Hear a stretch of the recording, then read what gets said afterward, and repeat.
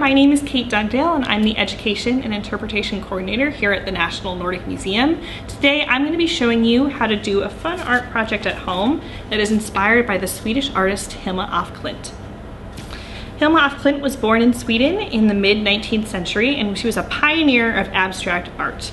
Her most well-known paintings come from a series of 193 works called Paintings for the Temple, created between 1906 and 1915. You can see some examples of those on the screen right now.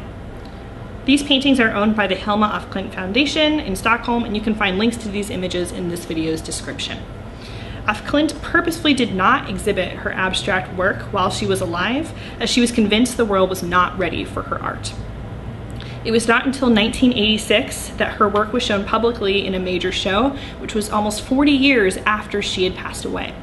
Since the 1980s, her work has been on display at numerous museums and galleries, including the Moderna Museet in Stockholm, the Musée d'Orsay in Paris, and the Guggenheim Museum in New York City.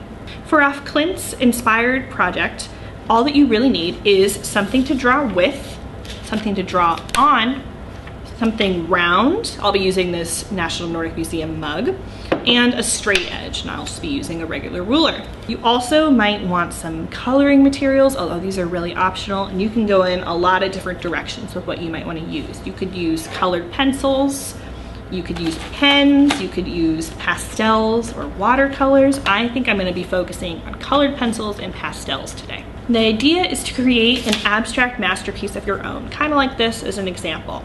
So what I might do is I'll start by tracing this mug onto my paper.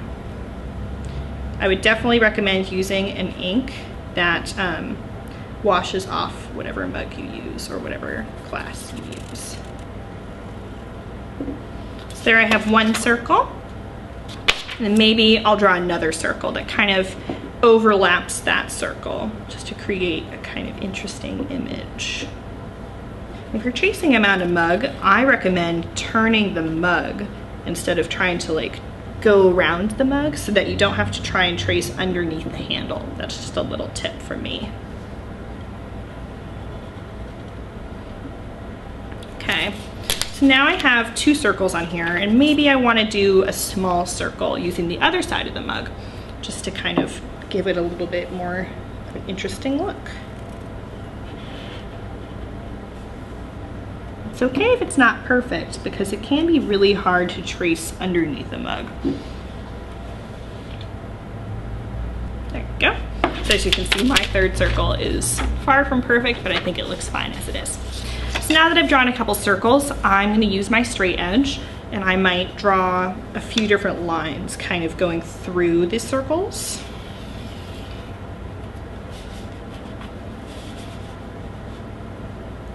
Maybe I'll draw some shorter lines as well, going through maybe only one of the circles, just to create some interesting shapes. And there you go, that's an example of what you could do. Now that I have all my circles and lines, I'm gonna start coloring in each of these little segments with a different color or a different pattern, like I've done on this example here. So using my colored pencils, maybe I'll use this purple color and I'll just color in this whole section here. So as I work through each of the different spaces on this paper, I'm kind of just drawing whatever I want in each section. It's usually I'm using a different color per section, or I'll do a little pattern like some checkers or it's just stripes, just to kind of give it a lot of different ideas in there. Or you can do like a full color in one section as well. I've done that a couple times, and I think I will do another one right now. It's kind of however you want it to be with this art project. There's no real right way to color in each of the sections on here, but at the end you'll have something that looks very interesting and very Hilma af Klint-y.